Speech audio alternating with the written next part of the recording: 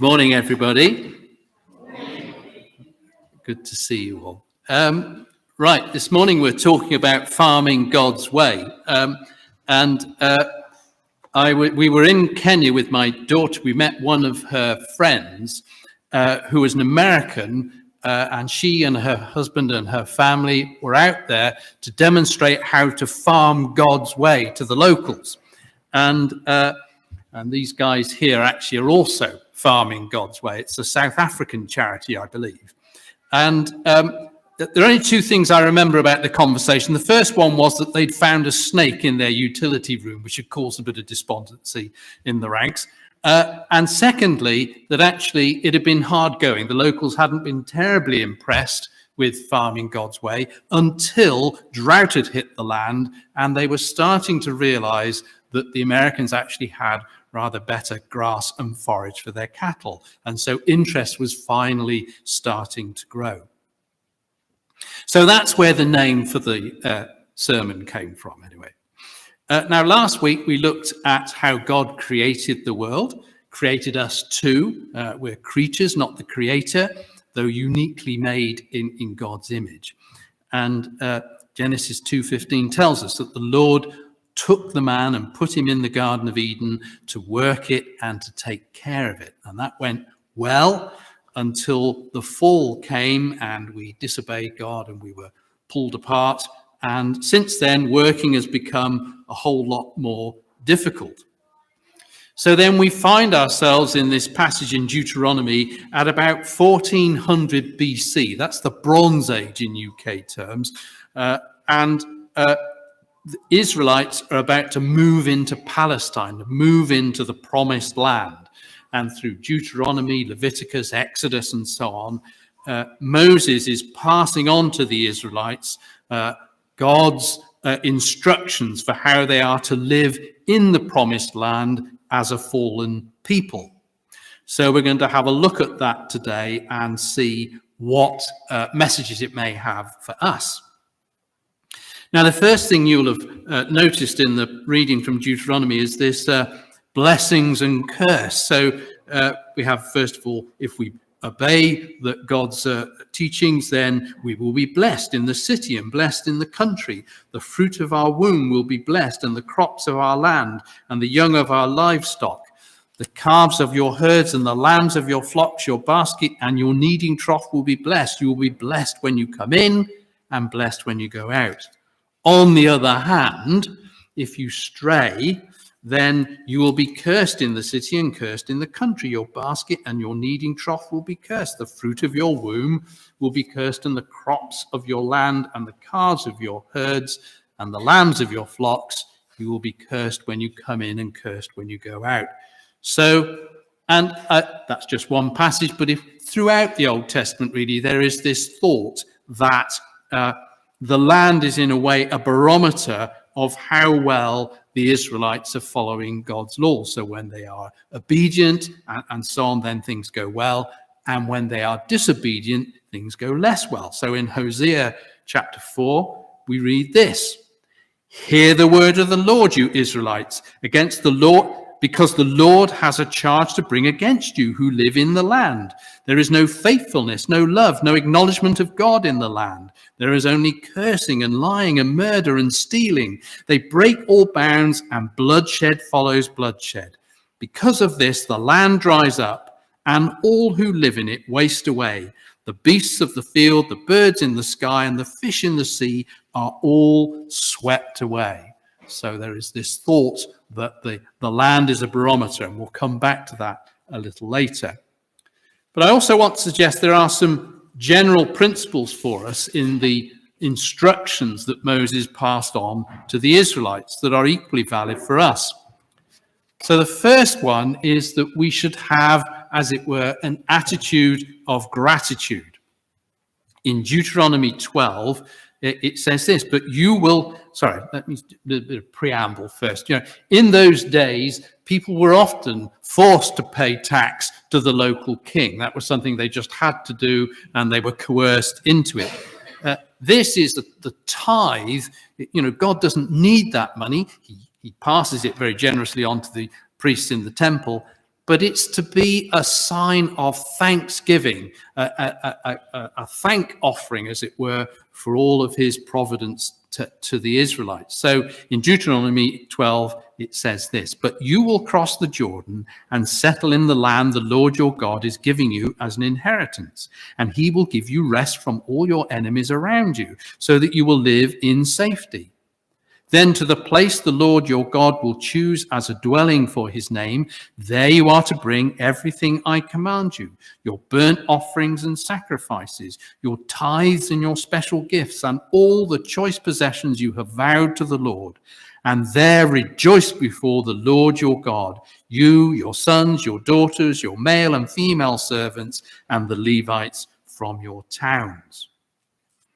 So this tithing was to be a thank offering, as it were, because of the generosity of God in providing the land. Not just the land, of course. He had rescued the Israelites from slavery in Egypt, led them through the desert, and then finally given them the promised land.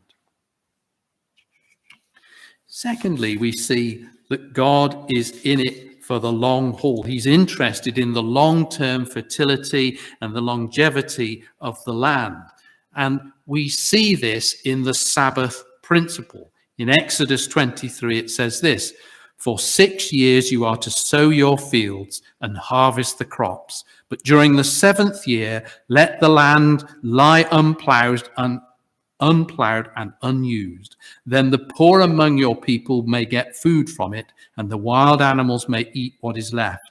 Do the same with your vineyard and your olive grove. 6 days do your work, but on the 7th day do not work, so that your ox and your donkey may rest, so that the slave born in your household and the foreigner living among you may be refreshed." So we see this Sabbath principle there, so that for people and animals, they were to have a weekly day of rest. It's interesting, isn't it?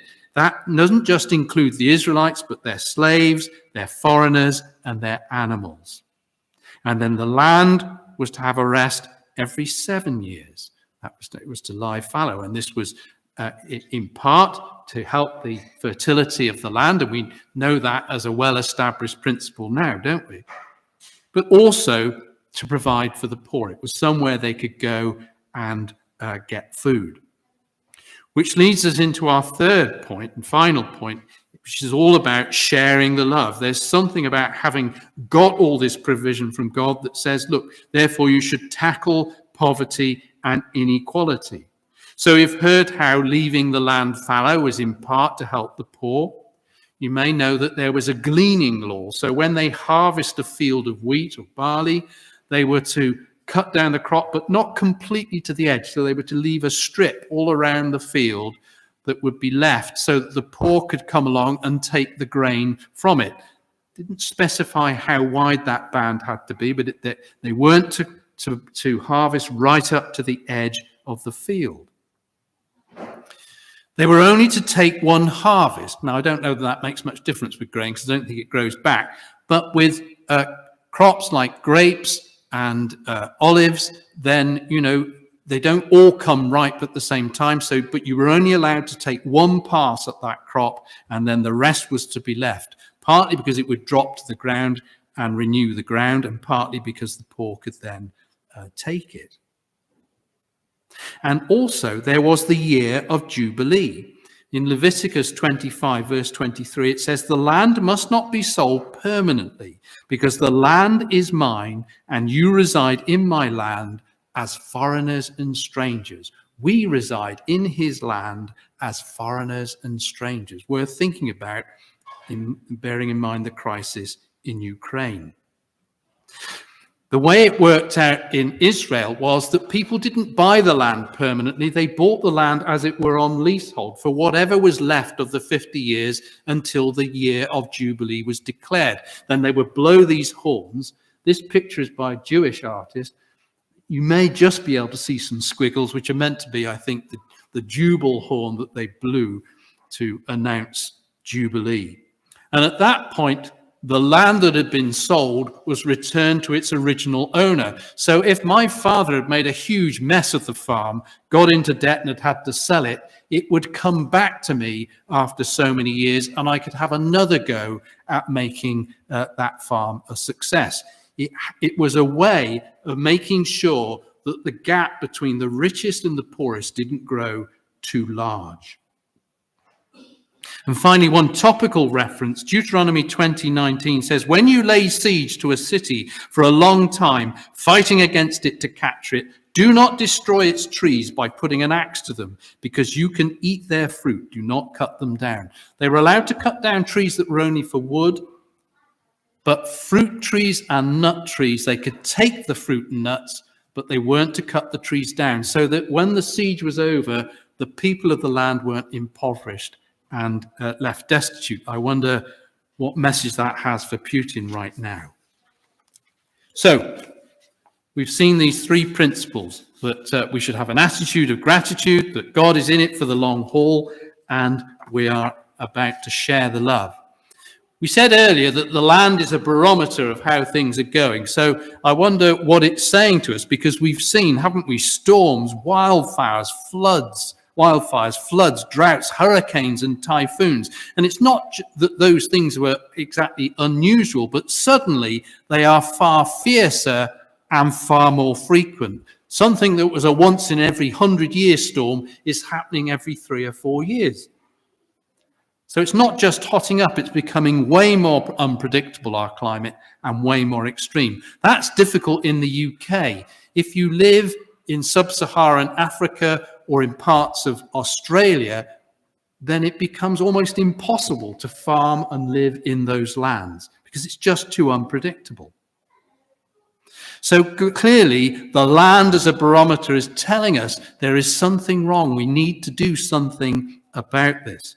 So what can we take from those guiding principles? Well, of course, there's only about 1.5% of the UK population in agriculture, so clearly we need to adapt them a little bit, don't they? So if we think of the attitude of gratitude, when I first started working, I worked for Unipart. We sold car spares. They were made basically out of metal, plastic, rubber, all of which is taken from God's earth, wasn't it? So we were basically using God's creation. I then moved to work for Spillers Foods. We sold flour and pet food. Again, harvesting, I suppose, God's creation. And then I became a business coach, and I sold training, and I would sell my expertise, such as it was. Some people would debate whether I had any expertise. No. But that still was God-given. To the extent that I had any intellect, it came from God, didn't it? So I should still operate with an attitude of gratitude, even though I don't live immediately off the land. It all comes ultimately from God's creation. And I also recognize that he has saved me. He has given me forgiveness. And that is an amazing gift. So I should act with an attitude of gratitude and respect his creation. We see that God is in it for the long haul, and so should we. We should think about this Sabbath principle. Let me read a definition to you of factory farming. Factory farming is the practice of raising livestock in confinement at high stocking density, where the farm operates essentially as a factory whose end product is protein units. Confined animals burn fewer calories. Their excrement, is mass managed or mismanaged, as many would argue, and their fertility and gestation fully controlled. It doesn't sound like respecting the Sabbath principle, does it? So we need to think about where we buy our food from, and particularly where we buy our meat from. And indeed, we need to think about it in our own working practices. Do we work constantly, or do we take a Sabbath break and allow our staff to do that? And then finally, sharing the love. God wants us, I'm sure, to operate efficiently and profitably, but we do need to recognize our dependence on him and to share our surplus to meet other people's needs. We need to be willing to do that. Now, what can we do about this? Well, we can campaign, we can write to our MP, we can change things with our purchasing. You know, if every Christian bought, I don't know, 7 or 8% less meat, or started perhaps buying better cuts of meat and eating more vegetables, 7% of the population doing that would send a huge signal down through the retail chain, and people would shift their agricultural processes accordingly. It's not a total solution, but it would make a big difference. I know you're going to study this in your Lent course, and I hope you'll come up with lots of excellent ways of tackling this. But I want to leave you with one brief quote. It's actually from Mother Teresa, and she was talking about something completely different, but I think it's very relevant. When we think about this, you know, we can't do great things, but we can do small things. And she said this: not all of us can do great things, but we can all do small things with great love.